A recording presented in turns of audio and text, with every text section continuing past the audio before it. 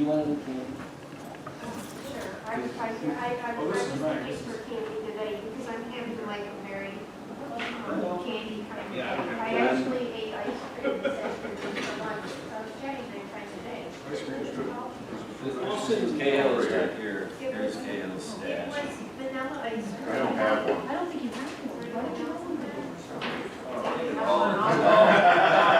Nobody needs to That know. means I don't come in this room Any at all. Vanilla ice cream.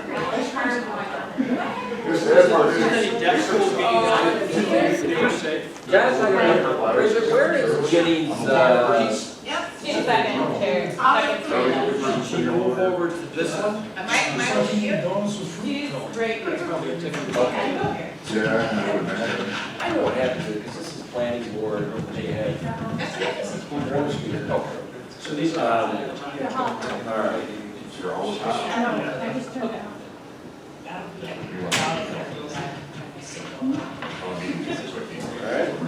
So John's here tomorrow. Yes, Got the whoopie-doo there. Got the whoopie-doo there. we're adapting on, I'll shave it off this room. yes. Every Easter, that's a deal with my wife, she hates it. Labor Day, I start. But now it's to the point where I need to try to go to her clippers, I don't go back to stop. I think it is, yes, it is. My candy was gone before the meeting even Everyone's started. good? Audio is all connected? Yes. All right, thanks, Jen.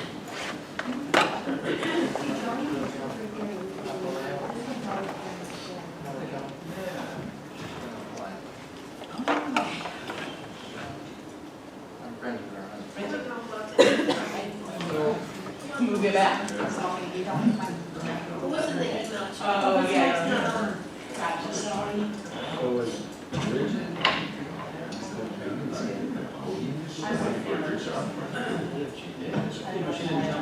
I'm sorry that we don't have your, Oh, is it? And then like 2 days later, another link. It won't be sharp.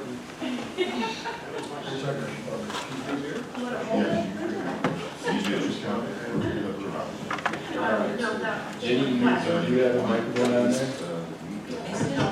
Okay. Yeah. Alrighty. There's not any special legal difference.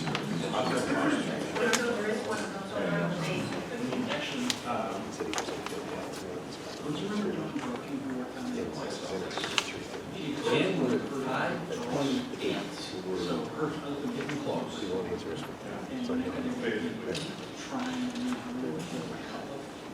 They would distribute out 6-packs and stuff to employees. So sometimes he would pass a 6-pack. She does it all the time.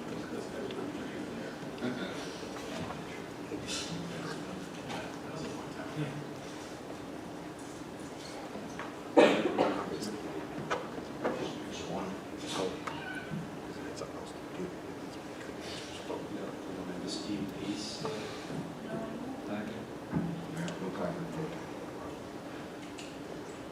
Sorry. You what?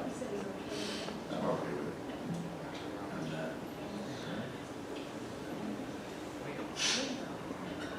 Yeah.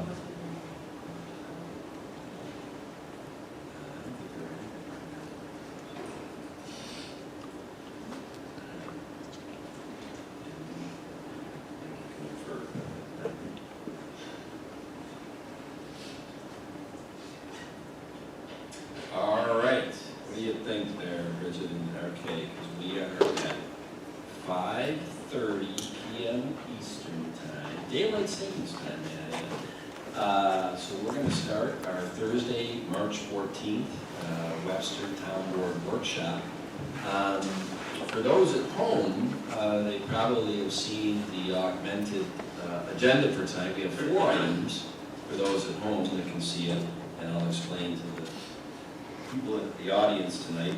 We added a 4th item at about 5 o'clock today, and we will do it last after the 3 presentations, and it is going to be a resolution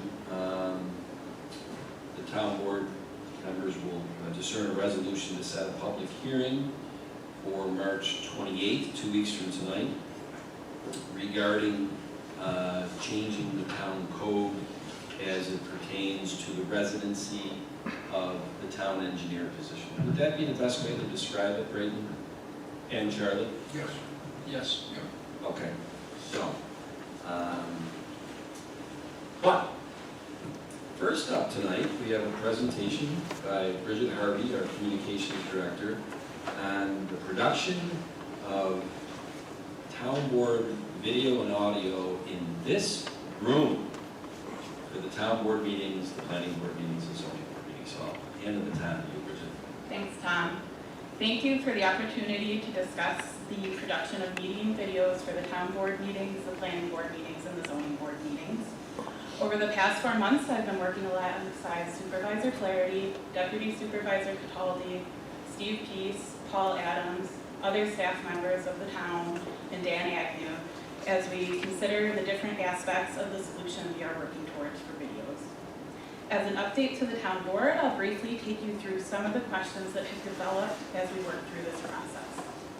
So the first question would be, why are we not using the equipment the town currently owns in this room? And early on in this process, that was definitely a strong consideration. It's been advised to us in those early stages by multiple field experts that this equipment is incredibly complex and would require the hiring of an expert to use this equipment to produce our meetings, which would be quite costly. We're working with both Paul and Steve to assess the equipment we currently own, its value, and which assets will be part of our production plan going forward. Question 2, well, what is the recommended path forward? And in working with Dan Agnew, we received a formal recommendation, which I'm happy to share with the town board, to utilize the Mevo system, which you'll see here tonight, due to its ease of use, its mobility, and its affordability. Coincidentally, Dan's here tonight with us once again to test this technology, which is becoming more prevalent in recording live events, including community meetings, sporting events, church services, and so on. Dan joined us back in January to test this with 3 cameras, and while the results of that test were promising, it was clear that we needed more cameras than 3. For a room of this size and for the layout that we have, the recommendation is 5 to 6 cameras. Tonight we are testing with 5 cameras. The benefits of the Mevo system include the ability to hook into our existing soundboard, the capability to cast presentations and other information directly onto the video screen, and the flexibility to record meetings outside the confines of the town boardroom if needed. Question 3, when can we expect a permanent solution? So I can't promise a date, but after this workshop, our team will have the opportunity to internally review the product of tonight's meeting, and should output meet or exceed our expectations, we'll likely move forward with working with Paul Adams and the finance department to purchase the equipment associated with the system. In that process, we will also test live broadcasting with the system. And our final question is, what accounts for the length of this process? Our team has been working on this long-term and lasting solution for meeting videos, and we've been intentional in making decisions and considerations that not only are reactive to the immediate needs of the Webster community, but also are proactive in anticipating what will be most helpful and prudent for residents and others well into the future. As a side note, along with these changes that are coming in terms of meeting video output, we're also working to update accessibility within this room in terms of sound and visibility of our screens. As we move forward in the next several weeks, I'll look forward to keeping the board updated as well as the community. And I thank you for your patience and for your time, and I'll welcome any questions.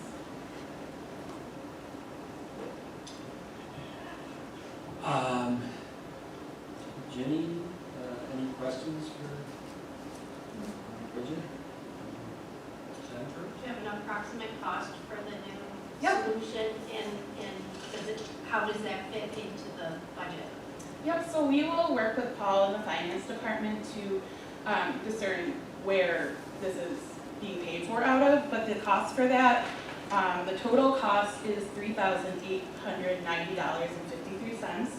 We've already purchased a starter 3-pack of cameras and their tripods, and the cost for that was $970.76. So our remaining cost for the rest of the system will be $2,919.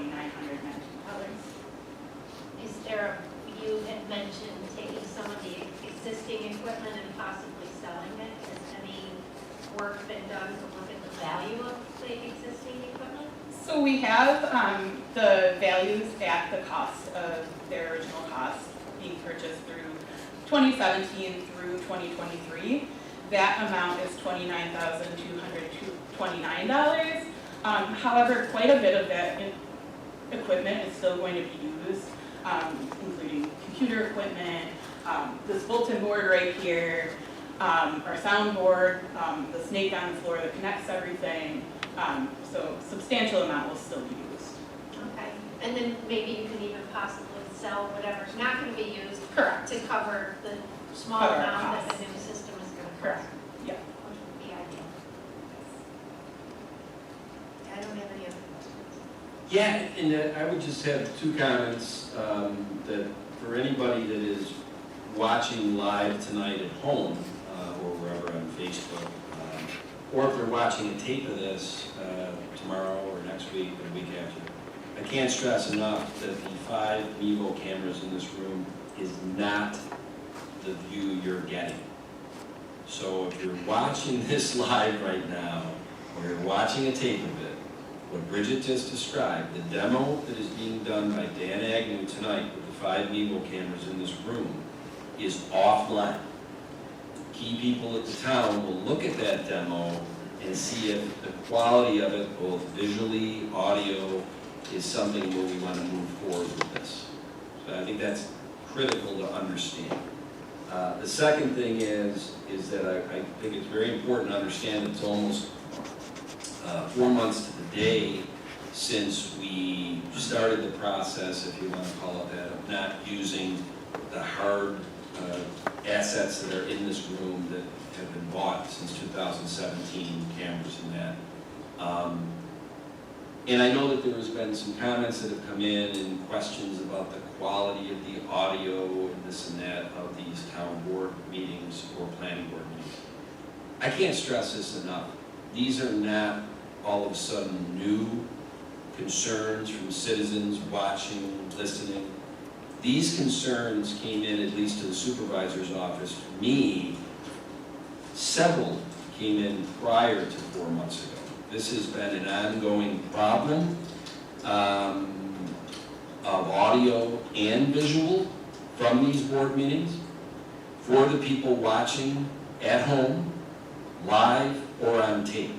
So I really am excited about the fact that all of those complaints that came in pre-November of 2023 and for the 4 years I was supervisor, I'd like to think this process is going to really solve that long term.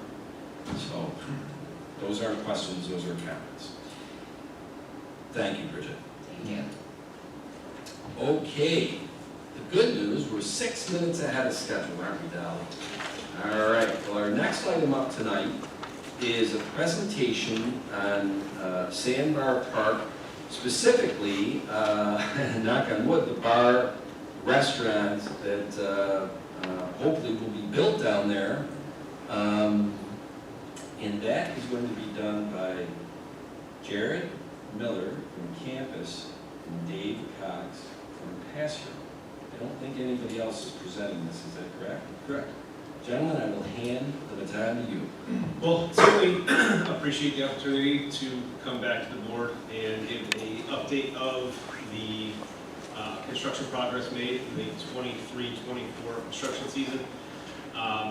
And then, like Tom said, definitely want to talk about the plans moving forward for that restaurant pad. So we'll get right into it. First thing we want to talk about, not very exciting for some, but I particularly like the budget aspects of the project.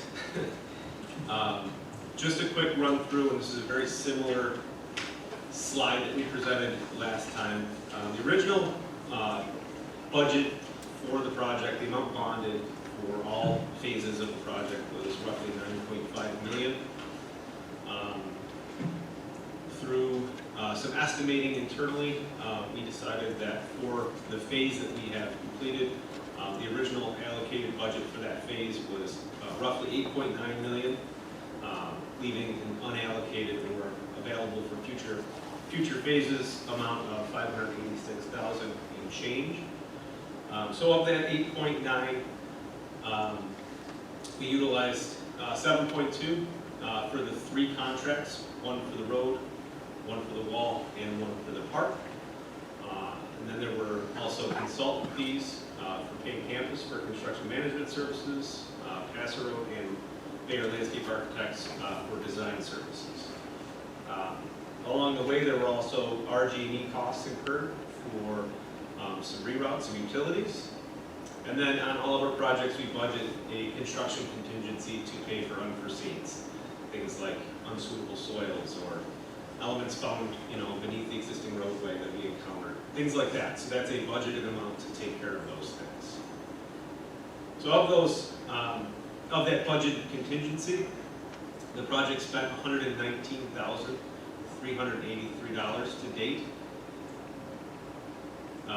So that leaves roughly $250,000 remaining. So that leaves our future available funds for, we'll call them future phases. It's the remainder of the existing contingency, plus those unallocated funds we initially talked about.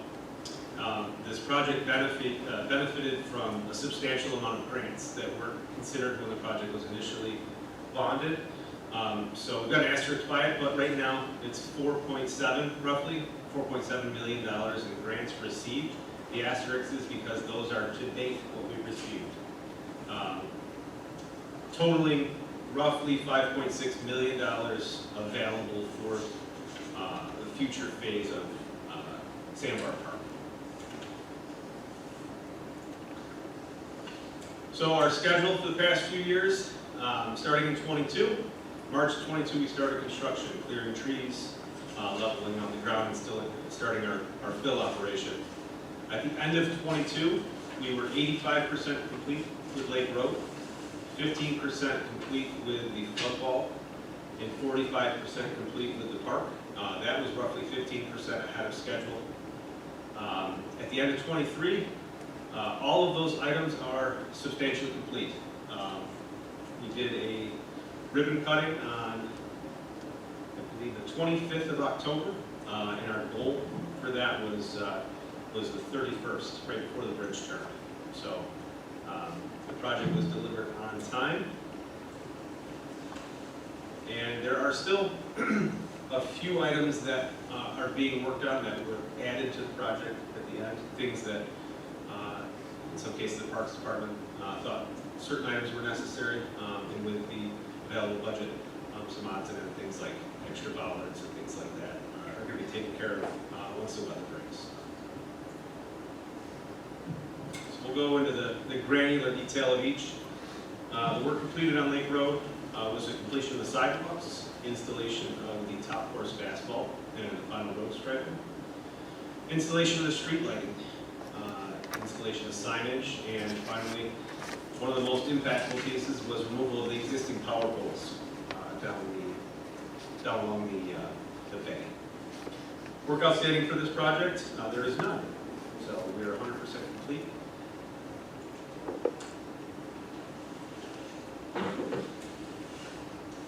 So just a few photos of progress. We're going to do a quick run through of a video of the whole project at the end of the updates.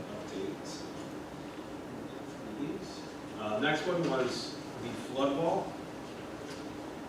The work completed this past construction season was the installation of the actual flood wall, completion of the fill operation associated with it.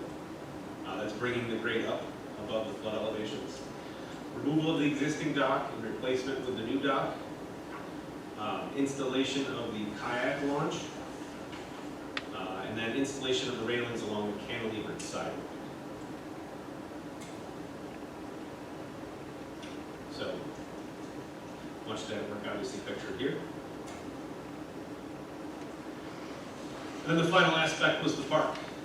The work completed on that was the installation of the remainder of the sidewalks on the north side, a stone dust path that goes through it's called the Woodland Trail. So that's what brings you up into the park around the back side of the playground. Installation of the actual playground components. I'm sure if anybody drove through there, they saw the installation of all of the new landscaping. And then finally, the installation of the shade structure and restroom facilities. And as I mentioned before, some of the additional items remaining is the park decided to add a few additional dollars just for safety in a few areas within the park. So that work will be completed here sometime in April.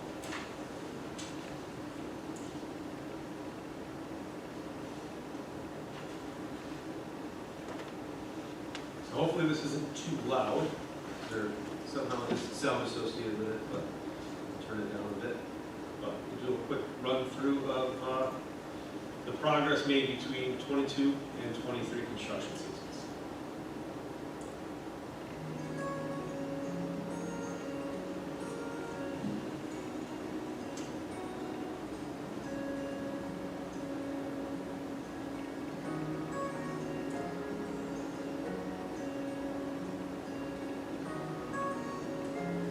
So this video was taken roughly the beginning of November.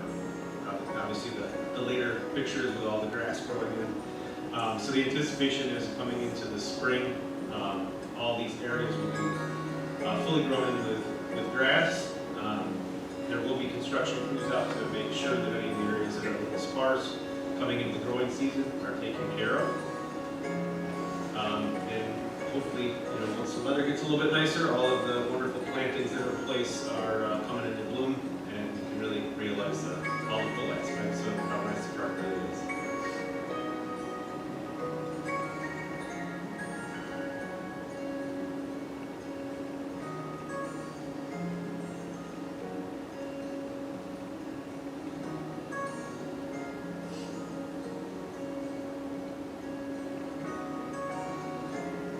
One of the key features of the park was along that south right away. You can see that multimodal path that the two people are bicycling along.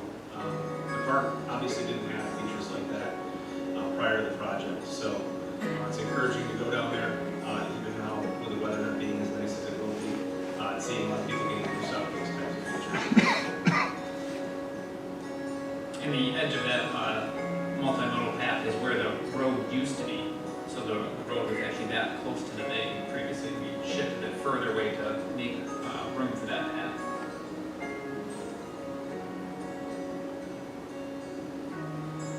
So as the video comes to a close, we will kind of turn it over to Dave to give update on all things restaurant and permit related.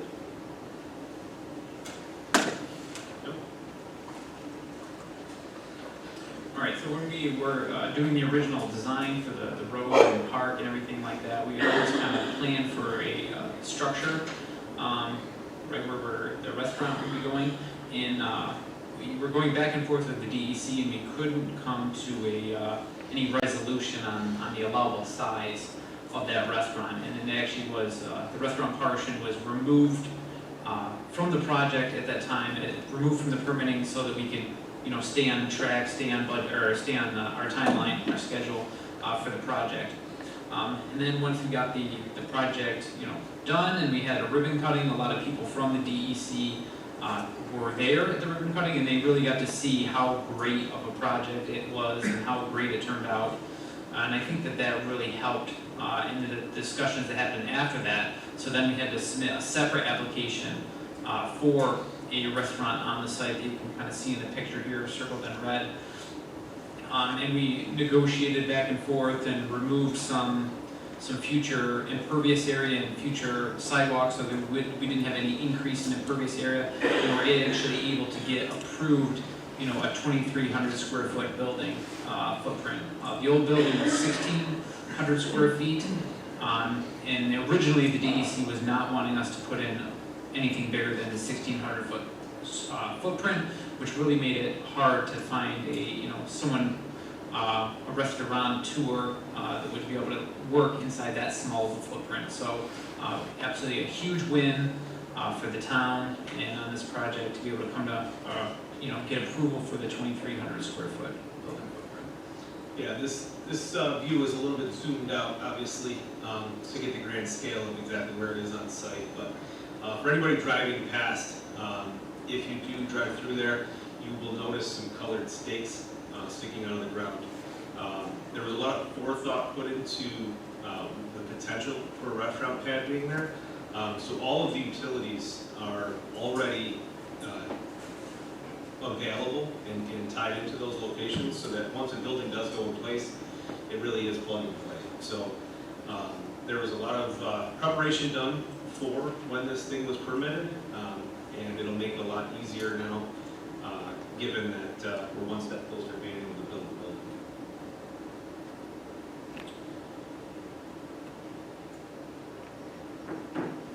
So the question that everyone wants to know is what's next? So really onto the restaurant design portion of it. So the town has been searching for a couple of years now to find the right partnership. They are in negotiations with a restaurateur. We're still not able to disclose who yet, but it is getting very, very close to that point, so we're very excited. The town wanted to make sure that it was a mutually beneficial partnership, and someone that would fit in down there and really be a benefit to the community and to all the residents who will visit that park. So we're working on doing a 2,300 square foot building footprint. Right now we were thinking we possibly would have 2 levels. So that second floor would be able to look out and see the lake on one side and the bay on the other. Very, very unique opportunity there. Just a great place that residents or people from the public can go there and have some food or some drink and enjoy the lake on one side and the bay on the other. There's very few places in the world that you get to look at the bay and the lake on in that close proximity. So the next steps are really to develop those bid documents, those construction documents for that restaurant, so that then they can start construction. Hopefully this year they can start it with the goal of completing it in 2025. So it'd be very exciting to know that's the final puzzle piece to this park that will really put the bow on it and have even more people wanting to go there to experience the absolutely great park that it is now. And it's just such an improvement from what it was before. And we're already seeing so much more activity down there. People going down there, riding bikes, walking, playground equipment, even through the winter. The town was getting, or that park was getting used. So this summer is going to be, it's going to be getting used a lot. Absolutely. So with that, we'll open up to any questions. And again, thank you for having us. You look into like a parking space to make sure that we have enough parking for this unique, box and restaurant that we're about to have, and also what about handicap accessible? Yeah, so the parking areas are all set up for handicap accessibility. There's ramps on and off the sidewalks directly adjacent to where the restaurant building will be. I think almost all aspects of the park are handicap accessible as designed. The parking itself, coming from it being a large gravel area, it was hard to determine exactly how many parking spots there were. I think at this point, if you count up all the roadside parking along with the 2 parking lots that were constructed, I think you're roughly between 110 and 120. I'd have to count exactly 110 and 120 parking stalls available.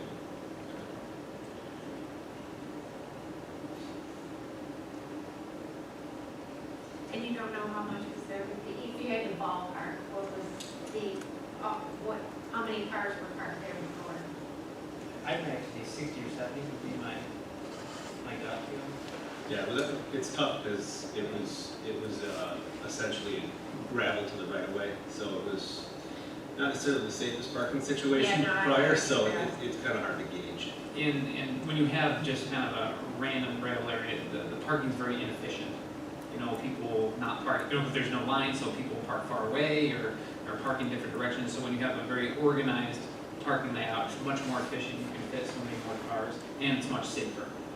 Yeah, the biggest component of just the parking and that aspect of it is there's now signage and crosswalks that lead you from the north side to the south, which was not the case prior. And, you know, just walking down there, if you get anywhere near those crosswalk signs, people are stopping to let you cross the street, so big advantage of making those improvements. Yeah, and previously, people were just parking on the actual road, on the actual travel lane, you know, which made it even more unsafe. You know, now where we have designated, you know, parallel parking, so all the parking spaces are much safer and just much safer travel through that area now.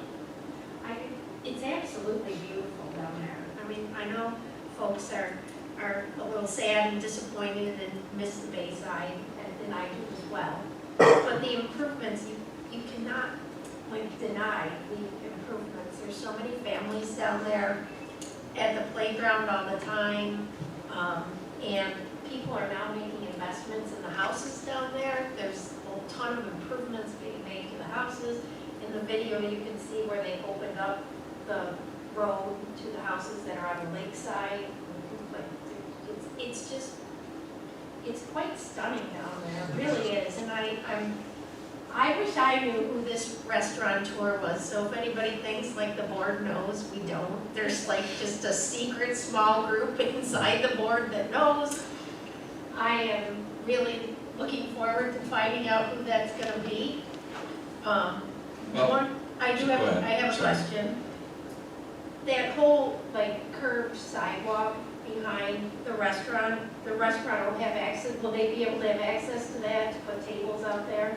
Yeah, the goal is to leave a walkway beyond what will be the footprint of the restaurant, so that at any time you're not part of the restaurant, you can still walk through there.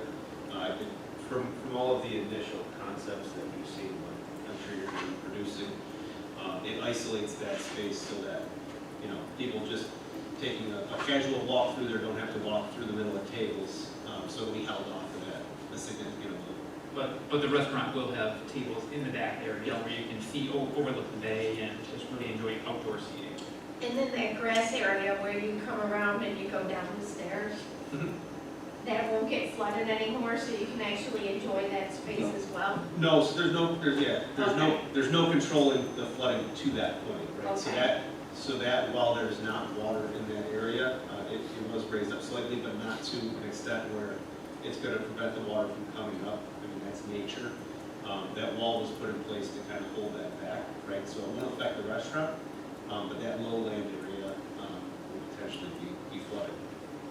But it can still be used when it's not, as it was before? That's correct, and I don't know if you can go backwards on the screen, but the MO59 and 78 flood wall, the picture collage you have, if you look at that, in the bottom left, you know, that stairwell down is really going to that grass area with the trees where all the goose coop is and all that stuff.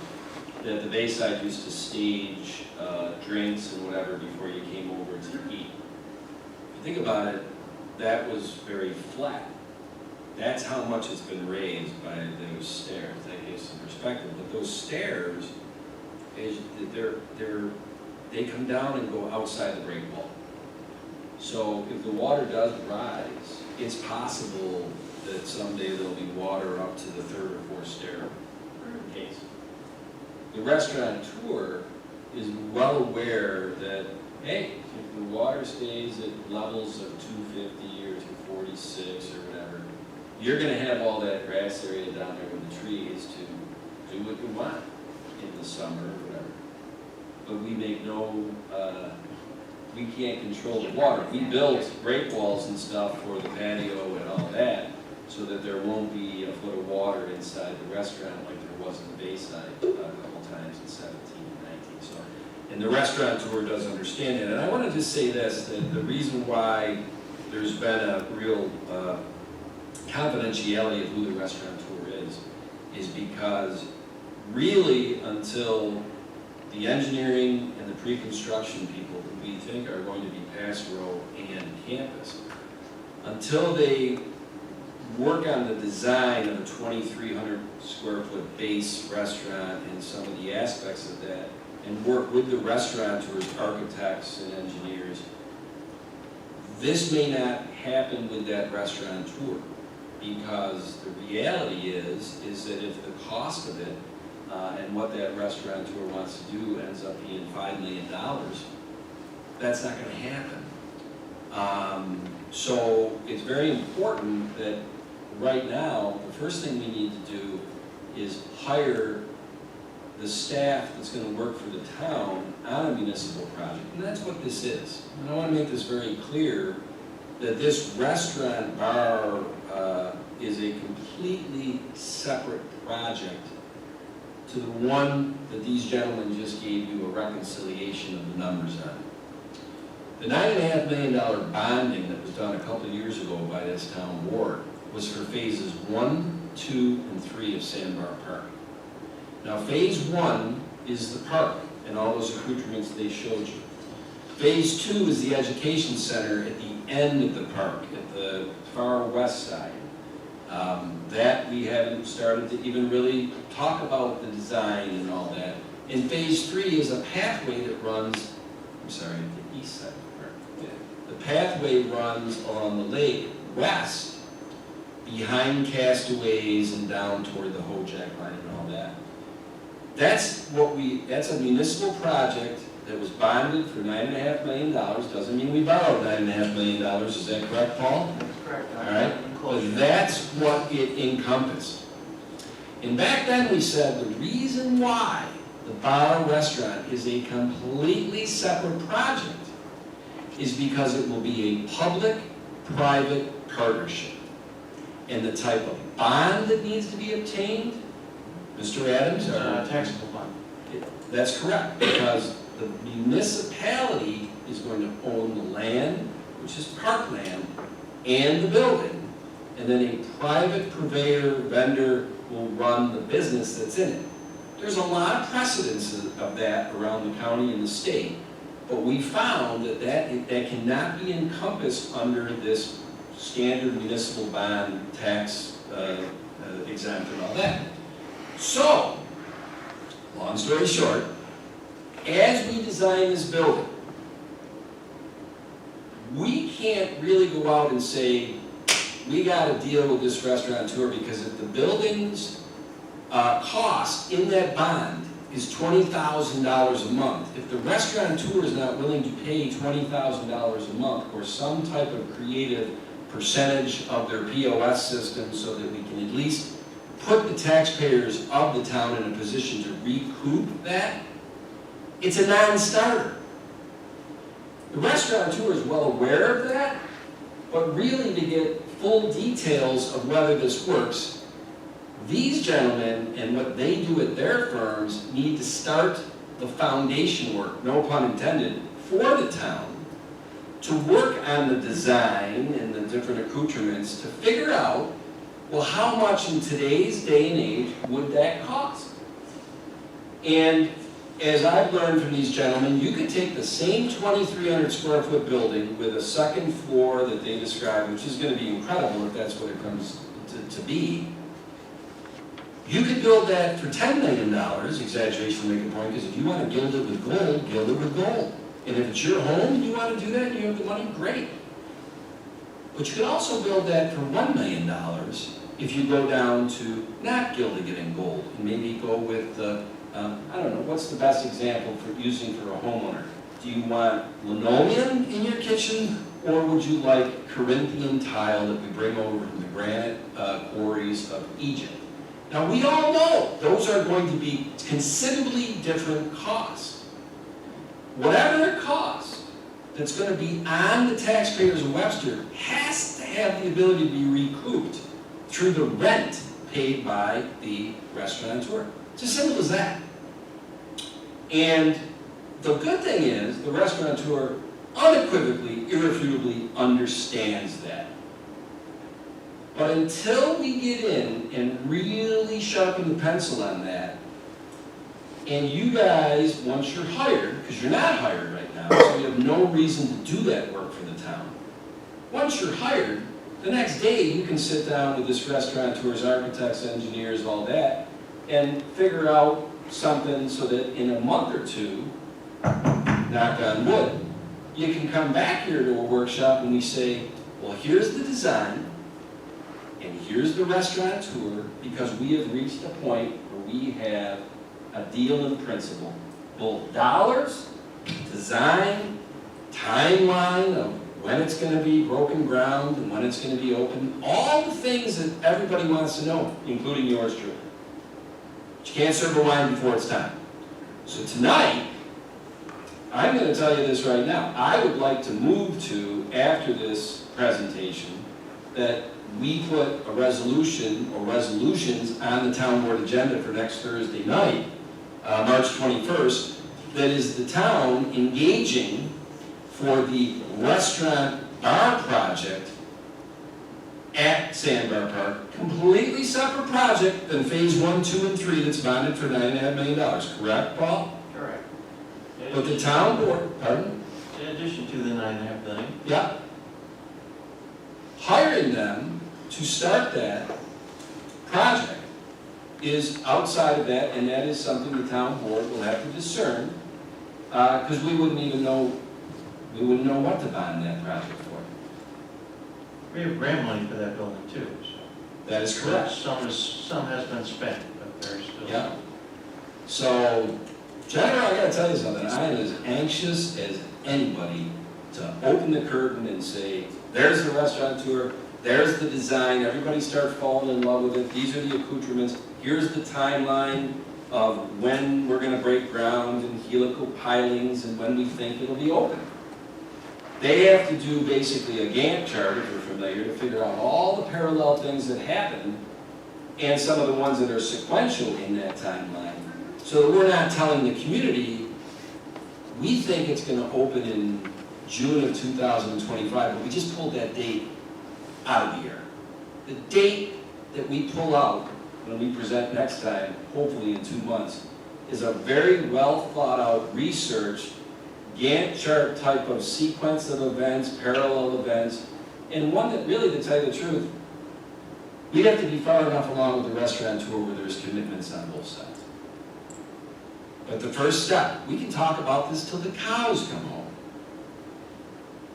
is the town has to hire a pre-construction advisor such as Campus and an engineering firm such as Passero. Professional services, is that correct, Paul? Correct. Passero has more data on that area from 9 years being down there. This started back in 2015 or 16, is that correct, Dave? That's correct. Was that when the first grant, there was a grant a long time ago? $118,000 and it's not closed out yet, is that correct, Paul? That's the grant I'm talking about. Yeah. So that was the grant $200,000 for the educational area down there, to have a dock where kids can go down. and- Yeah, plus the educational area, we actually sold Yankee Stadium, and those funds, which is $324,000, which we received from the school district, is earmarked for that purpose. Okay. $324,000 is earmarked for phase 2 of the education center. Right, for the education. So let's come back to the bar restaurant, Not for the bar restaurant. okay? Totally separate project. Yeah. Not encompassed in the $9.5 million. Not earmarked with $324,000, all right? I'm playing the crowd here that they're not here for the education center. I could be wrong. We'll see after. They're here for the bar restaurant. So, Passero and Bayer first got engaged by the town circa 2015-16. $118,000 grant to do a study of what could be done at Sandbar Park. They had meetings in here in 2016 and showed boards of what it could look like. They engaged community members, some of them might be here tonight. And everything was going along swimmingly, no pun intended. And then there was floods in 2017. And it kind of stopped the process. And then there was a bigger flood in 2019, and At that point, the state came out and said, you know, we got a problem here, we're gonna dedicate all this money to called READY grants. And the town applied for the READY grants and said, hey, we're gonna do this work down at Sandbar Park with the state's money of grants to secure the shoreline because of these floods. And how do we do that and marry it with the project that was started in 2015-16? Is this correct, Dave? Yep. There's been a long history down there. So, because Passero has been so involved in it, their breadth of knowledge and documents and surveys and all that, in my opinion, and Paul, I think you would share this, there is no doubt that's the engineering firm we engage with for this restaurant park Makes project. sense. Anybody else that we would engage with, probably tens of thousands of dollars to catch up to what's gone on that's already in your database. Correct. Campus, having been the project manager, not pre-construction, because we didn't get you until construction, they already have such a knowledge of the area, having done 2022 and 2023, they once again are the obvious choice. Now, I'd like to think, and this will be next week's resolutions, all right? And the town board will have a chance to look at this. We think that's the right decision in a way that they're not like, we're the only game in town, so they're gonna charge us 10 times what would have been a competitive bidding situation. That is not the case. I'm very comfortable, and you will see that as we dovetail to next Thursday on those resolutions. So, Does this have to go out to bid? professional services are under our procurement of a municipal bid. It's good practice, as Paul will tell you, to look at 2 or 3 different things, bids, whatever you want to call it. Any bid? It's not required to be bid. Okay, It's, just curious. Once a best your choice. Yeah, once the project itself, the construction aspect, that's definitely a Yes. requirement to bid that. And part of this, and I want to get you all home early, but I think people I'm are sorry, I have lots of- mostly here for, no, keep asking questions. One of the things that is we really need to work with the restaurateur on, in parallel to their design and working with their architects and working with their engineers, is how much of the project is the town building and paying for?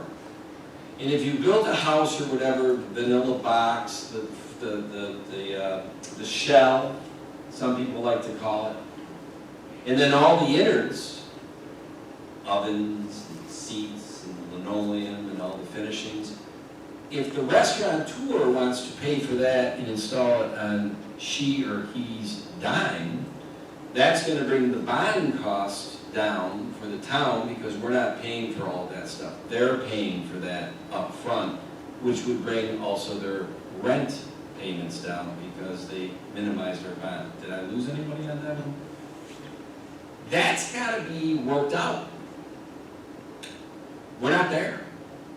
That's like at third base. We're not to first base.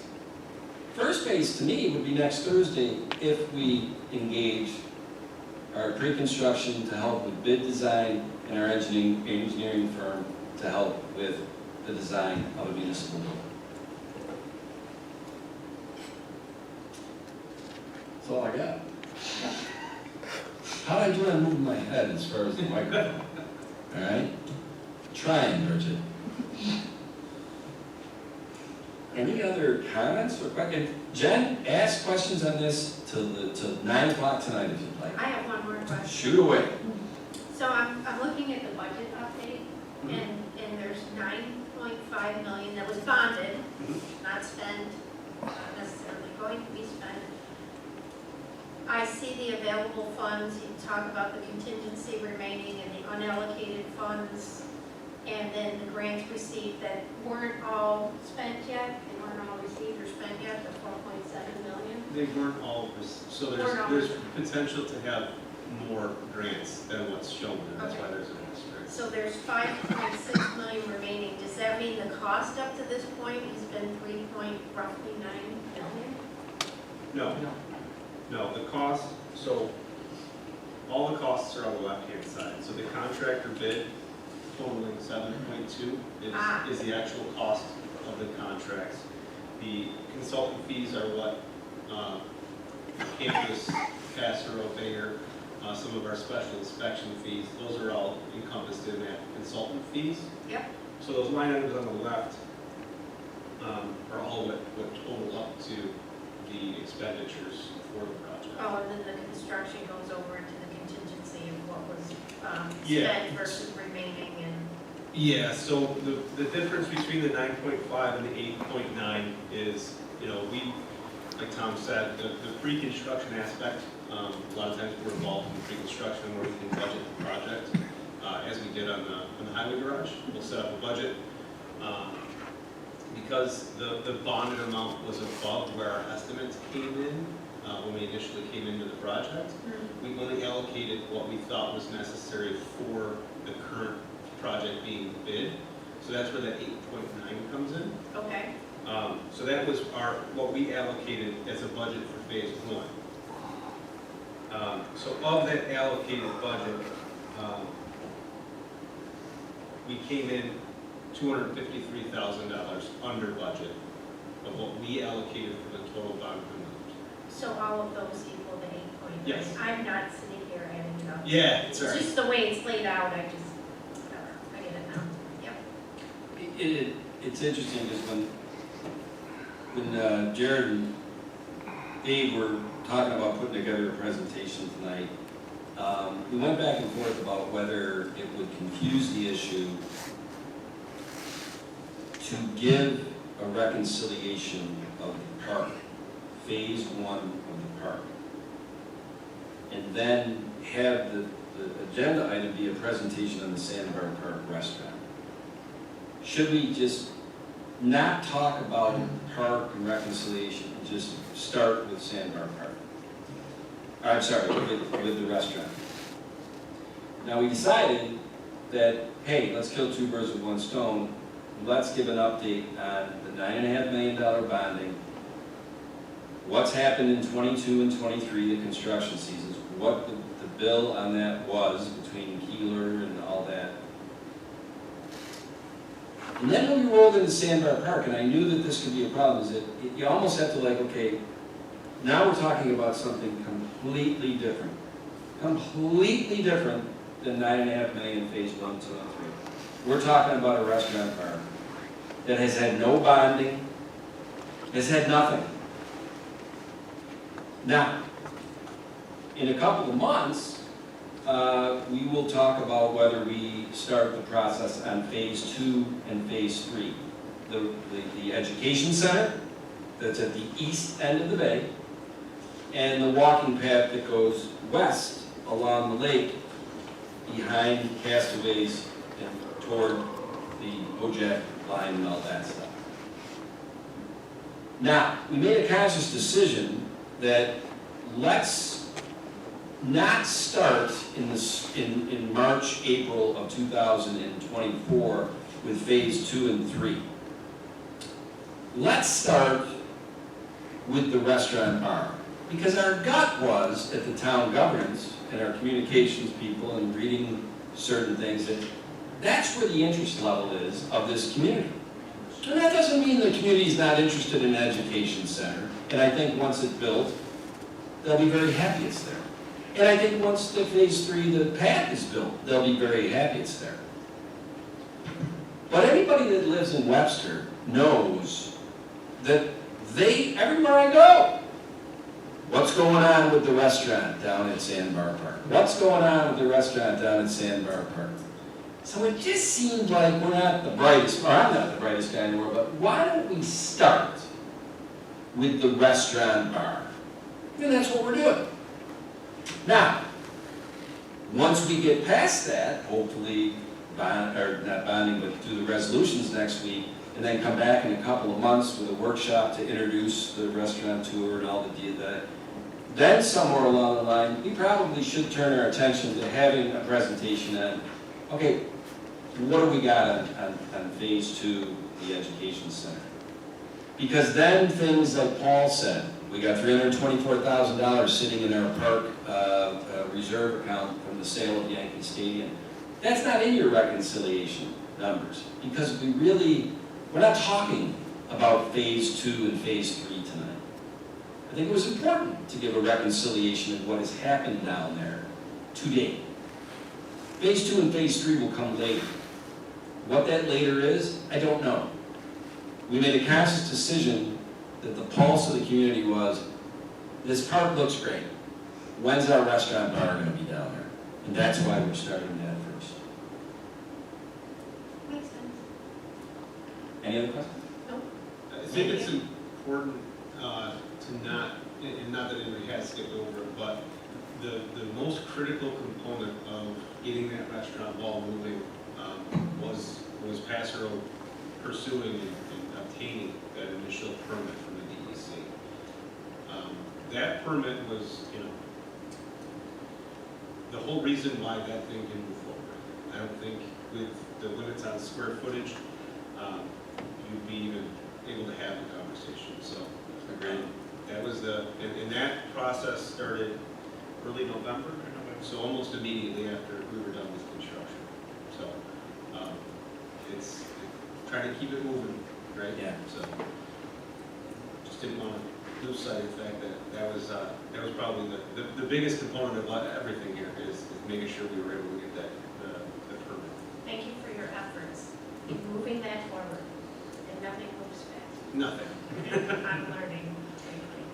You come from private, like I did, and we're impatient by It's nature. torture. And one of the things, why there's such a confidentiality of this restaurateur, Chris Bilo, our Parks and Rec Commissioner, and I have met with the restaurateur's team many times. And one of the things that we are trying to work with them on is the expectation of timelines. They just are blown away that how could it take from November 5th, applying or whatever for a DEC permit, and us having to lobby everybody under the sun to finally get approved on February 14th. December, January, it took 3.5 months. That was almost like, they could not understand that. That's extremely fast. And that's because I mean, look, you know in my 4+ years, I'm like, I'm starting to learn that, okay, I have an unrealistic expectation of time frames in government based on my 30 years of private business. And it still drives me a little nuts, but at least I'm starting to understand it more, that you can't fight City Hall. Especially DEC. Yes, and so the restaurateur, there were times that I thought during this process, they were like, you know what, time is money, we're out. We're on to other projects and this and that. They're not out. They're still excited about this. But once again, over the next 2 months, as we put it, I call it the Gantt chart. Here's the timeline. If the realities of, we're going to be realistic on timelines, especially when stuff leaves our control and goes to agencies like the DEC and SHPO and some of these other federal agencies, that you're not going to get them to move any faster than they move. And right, that will affect the timeline of building a building there.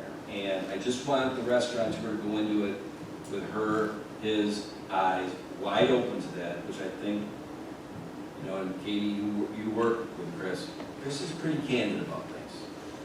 I've enjoyed being with him because he doesn't mince words, but he has a good bedside manner, and it's going well. But I'm hoping that it continues to go well as you guys, if you're hired by the town, work with the restaurateurs, architects, engineers, designers, whatever. And in 2 months, we can come back here and look what we got. On the edge of my seat. I am Going fast. Thank you, Jerry. Thank you. Thank you. Dolly, I'm sorry. I know you had big plans tonight, but we're 24 minutes behind now, aren't we? Our next item is a presentation on cyber insurance. And I think it's going to be done by Steve Peace, our Director of IT here at the town, and possibly Paul Adams, our Finance Director. And we have royalty in the building tonight. Joe Parisi is here, who's the town's insurance broker, agent, czar, whatever we haven't come up with the name yet. Joe, if the town board members in the Q&A have something that you're more apt to answer than Paul and Steve, we might ask you to come up. All right? Now, wait a minute, you guys aren't here for cybersecurity? Wait a minute, we get done with the bar restaurant, you're leaving? Next time. Wow, okay. I guess I read that wrong. I thought they were cybersecurity people there. Okay, I'm gonna hand the, what's that? Sorry, you a comedian tonight? I was. All right, I'm gonna hand the baton to Steve and Paul. All right. You got a quick PowerPoint presentation here. I apologize, I'm a computer guy. I don't know how to make them work. I don't know how to use them, so. Let's see where to go. I got it here somewhere. There it is. PowerPoint is definitely not my thing. I'm old. I've been doing it for a long time, so I apologize. Where is it? Go to the bottom, on the bottom right by the Zoom chart, and just click the This slideshow. one, there we go. There you go.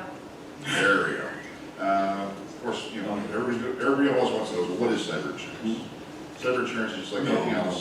It's used to help protect against losses resulting from a cyber attack or incident. And from an IT perspective, cyber insurance is an important part of our security incident posture.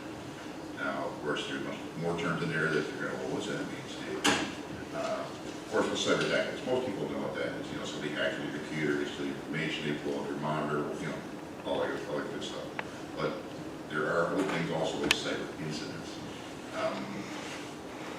The attack is an incident, but also an incident could be anything that results in loss of your data or information or access or to a technological asset, a computer, data, information, stuff like that. And to help protect all that, we have a security plan. And to represent that security plan, we have our security incident posture. It's kind of like, you have a little kid who's stop, that's the beginning of your security plan. And then as you become an adult, they start standing up straight, sit up straight, your posture gets more and more rigid. So that's what we mean by our security or incident posture, is how well we're implementing our plan. Our plan does consist of, I don't want to get into details because we're talking security related stuff, and in a public forum, we don't want to divulge too much information. But our security plan does involve a few things here. As you see, policies, procedures, and try to do our best to implement standards, patching our software and our hardware. Britain actually has provided some cybersecurity training to our employees this year, which was very nice. We always try to make sure we use multiple redundant everything, vendors, hardware, software, connectivity, all sorts of stuff. We always try to do our best to provide least privilege access. We've been rolling out multi-factor authentication. That's still an ongoing project. We're still locking that down support, but we do have it in place. Data encryption, and of course we've partnered with security organizations that help us monitor our presence online and all that good stuff. So, of course, security plan, like I said, just like we look at slouches, plan is all evolving as the children are always growing. So, we always try to keep up with the changes, new technology comes out. Moves fast. Let's see. When you're looking at security incident posture and trying to implement a security plan, there's always one main weakness. No matter how well you break your plan, there's one main weakness, and that's people. I'm not talking users. I mean, users do things. They're part of the problem, but in this instance, when I talk about people, I'm talking about people in general. People are fallible. People create technology. So logic dictates technology is fallible. The only technological solutions that are secure are the ones that you don't use. I mean, even writing something down on a piece of paper and pencil, there's still security risks with that. So, I mean, unless you want to keep it all up here, if you read 1984. So why do we need cybersecurity? Well, since all technology is fallible, it helps mitigate our risk. We do our best to keep everything safe and secure, We do our best to keep everything locked down so that we don't have any problems, but it's not a matter of if a problem happens, it's a matter of when a problem happens. You know, just like you drive a car long enough, chances are you're going to get into a car accident. So you can think of cybersecurity insurance like car insurance. So you get in an accident, your insurance is there to help protect you. And of course, it provides some really nice tools and features and things like that as well. And Joe, if I say anything wrong, please speak up. You're doing great. This is probably where Joe will probably be able to answer a couple questions because I don't understand what all this includes. But this is what would be included in our cybersecurity when presented to us. All our liability coverage and our event discovery and reporting coverages. Some of it I understand, some of it I don't understand, which I hate to admit, but you know, I'll learn as we go. So you know, they basically, there's lots of things that can happen, so it covers lots of stuff. What do we got here? And then of course, not only do we receive financial coverage, we do get preferred rates with cyber threat prevention vendors, and phishing tests, and all sorts of cool tech toys and stuff that not all people geek out with. So in conclusion, with ever-changing technological climate, and no guarantees an attack or incident will never occur, a cyber insurance policy should be considered. It is, from the IT department standpoint, a valuable part of our security posture and our security plan. It should be something that we seriously talk about. Now, with all that being said, I know we've been trying for a few years now, Paul. Yeah, over the past few years, we really have not had sufficient cybersecurity insurance. It's been tough to get a carrier to get interested. Yeah. With all the changes we've made to the department and the... I know since we're the government, they kind of put a big target on our back, so that they kind of elevates us in that risk pool. And then some of our security posture wasn't quite as rigid as it should be. We, like Paul said, we have put a lot of things in place now. We've been able to implement a lot more technologies. The cost of those technologies come down. We can actually be able to acquire them and implement them, and they're good things now. So we've been able to improve our security posture, which improves our chance of being able to acquire that insurance. And then hopefully, as Joe made, you will say, you know, governments aren't the big bad wolf of cybersecurity events, and we're a little more insurable, I hope. I know the governments, you know, because I can almost guarantee you whenever something's happening in the Middle East, I can always tell you when it's happening, because we get an influx of spam, phishing dumps, and all sorts of stuff, just because even as a local entity, we still get flooded with all this stuff. Yeah, some of the revisions Steve's department has made has allowed us to comply with the request of the carrier. So Joe has come up with a couple options for us. One has an aggregate of $1 million coverage, the other one is $2 million. Premium for the $1 million is about $11,000, for the $2 million is about $18,000. So we can choose which one to go with. I would probably lean toward the $2 million. Yeah. To be safe. I I don't think 18,000 is a bad price to pay. The deductibles are 10,000 per occurrence with an aggregate of 30,000. So like I said, that's not too bad either. we do the best we can, and like I said, it's not if, it's when. Hopefully the when will happen well after I'm gone. But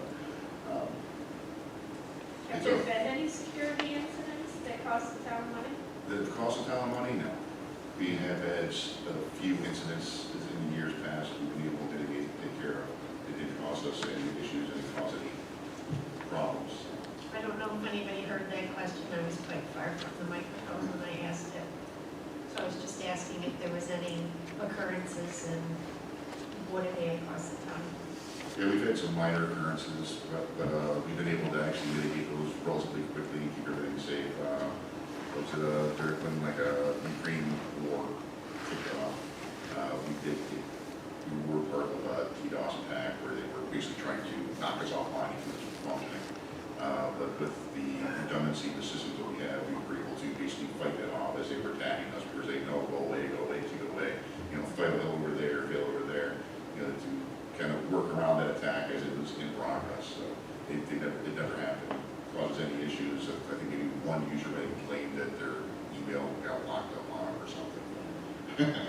So does this need to upgrade our system too and everything? I'm sorry? Does this need to be upgraded for our system for this, insurance? No, the system's going to be upgraded, while they're continually upgraded. We usually try to have a plan in place to keep them current, so that way they have the latest and greatest protection from the latest and greatest vulnerabilities that are always being found. Like I said, technology is created by people, and if people create it, people will break it. So,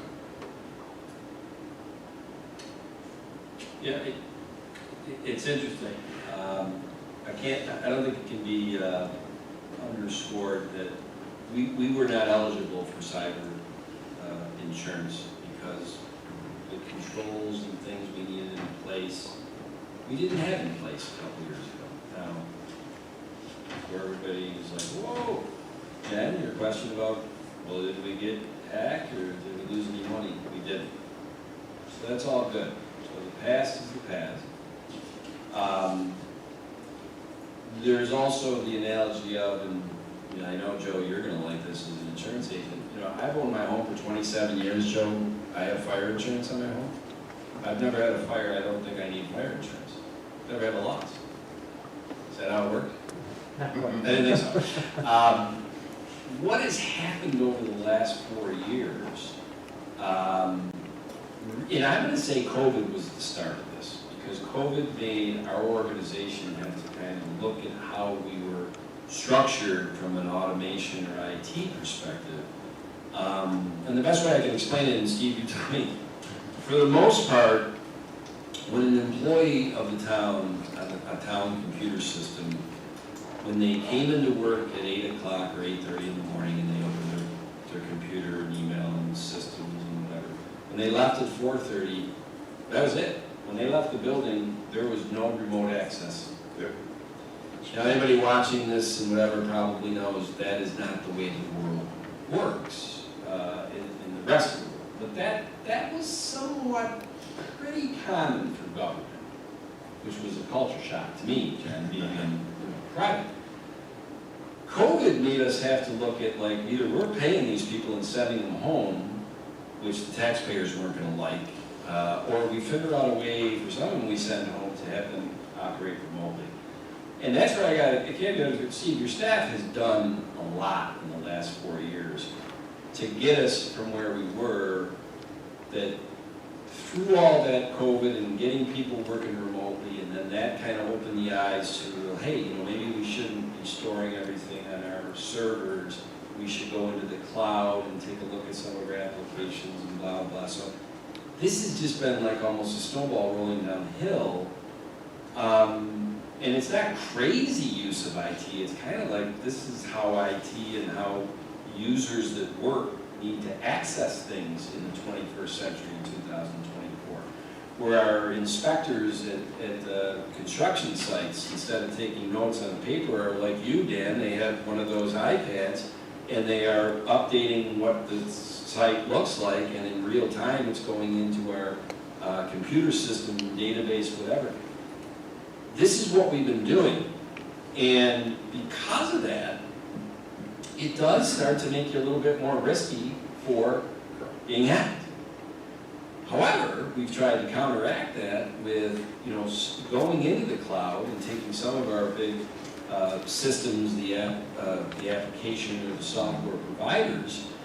They give us a much better level of security when you go into the cloud, both in the security but also in the redundancy of data. Redundancy. And all of those moves, and I don't want to, Joe, our insurance agency, as that was happening, we went from we don't have enough of the things we need to get cyber insurance to, well, now we do have enough of the things. We do have dual authentication for certain things to, once again, keep the bad guys out. But there is no system where you can keep the bad guys out 100%. No, if anybody tells you that they have a system like that, they're he's constantly lying to you. I mean, I can show you logs of hundreds of thousands of attempts every day. Yes.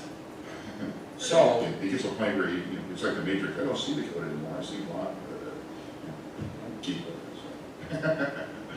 I guess I would say this, and I go back to the joke. it's not a joke. I shouldn't have to have fire insurance anymore, Joe. I've never had a fire. And past performance should indicate that I don't need fire insurance. But we've never had a hack on our computer system. Well, we have a lot of changes to our computer system that make it more risky, but we've also taken some steps to make it less risky. I guess I would just say this. If we decide to go with cyber insurance at a premium of $11,000, $18,000, I tend to lean on what Paul thinks is the best bang for the buck financially. And I think you said the $2 million coverage with the $10,000 per occurrence, $30,000 aggregate annual Premium is 18. deductible. If we come back here in 10 years, and Charlie, you're going to still be a town attorney in 10 years, and we're all still here in 10 years, and we look and we say, you know that we just paid, all factors equal, 10 years, $180,000 in premiums. That assumes the premiums don't go up, big assumption, not going to happen. And we never got hacked, and we never had a claim. Well, then you could make the argument we wasted $180,000 over 10 years. I'll tell you what, one of these, one of these, millions in both direct costs, but also that soft cost of loss of productivity. If we're shut down and whatever, now that the town, we're paying our staff and we can't service our citizens, how much does that cost? So, and as Joe knows, I come, my father was in insurance for a long time, so I get it, and this one I gotta say does make a lot of sense. Yeah, I mean, like I said, we IT departments and staff, 3 people, we have, 14 departments? 14, I've lost count of years. We went from 3 facilities to 1, 2, 3, 4, 5, 6, 7, I think now, facilities that we have to take care of. And then, like you said, with COVID, everything started to go remote, and started, people take stuff more to home, which gave me many sleepless nights, because like you said, we really governed everything internal, we kept it that way. Luckily, we were able to find that solution. It didn't cost us any money except for maintenance of man hours in the IT department to be able to get everybody to be remote. But security-wise, it wasn't the best solution. So, but we were able to then implement things in this kind of, like you said, sort of the whole ball rolling with, well, how can we make this better? How can we make this more secure? How can we make this so that people can still use it and still balance that security versus usability then?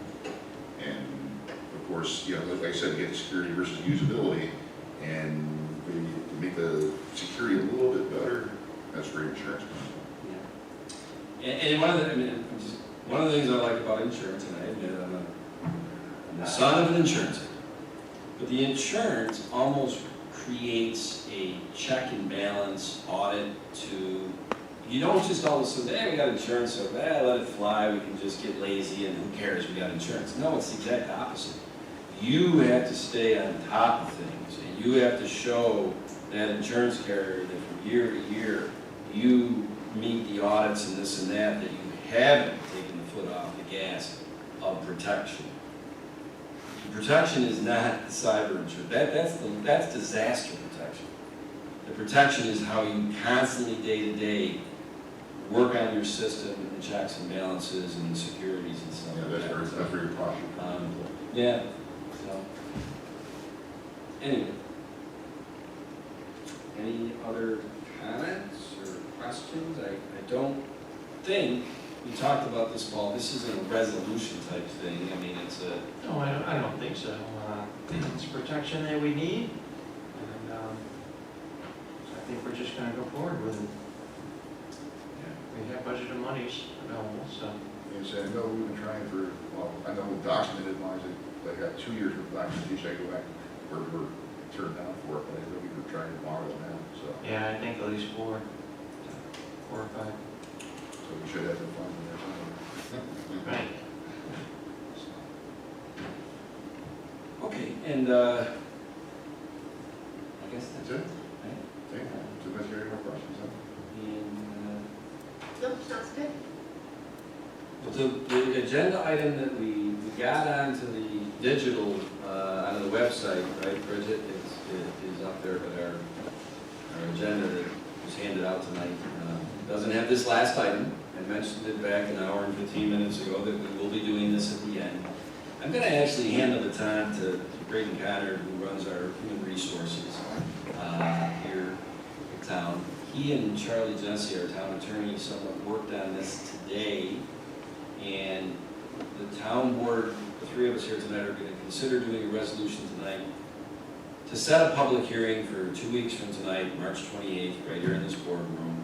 It'll be published in the Webster Herald's Wednesday, March 20th edition.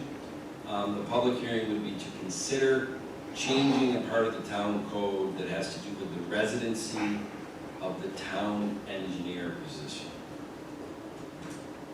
Brayden, Charlie, if you do want to give any other description to this?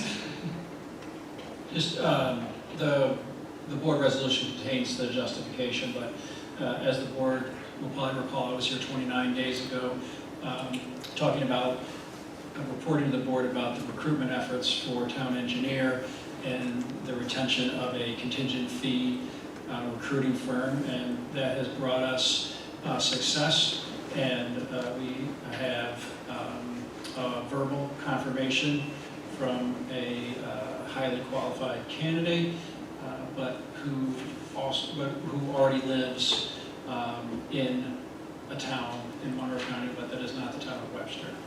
And having been recruiting for this position for 8 months, I feel comfortable coming to this board to ask for a residency waiver for this position.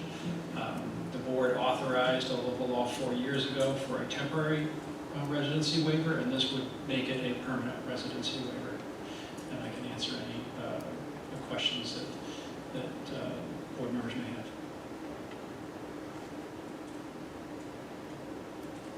I don't have any questions. We talked about it when you were here before, how challenging it's been and all of the things you've tried to find a qualified candidate for the position. It's a very important position. It's much needed right now. So it makes a lot of sense to waive the residency requirement if you have a qualified candidate so we can get that position filled. Jenny? Hopefully, that individual would love Webster as much so they can move here permanently. Maybe at some point. Just to clarify too, we really had already waived, as Brayden pointed out, this is changing it from what was effectively a temporary or 6 month waiver to a permanent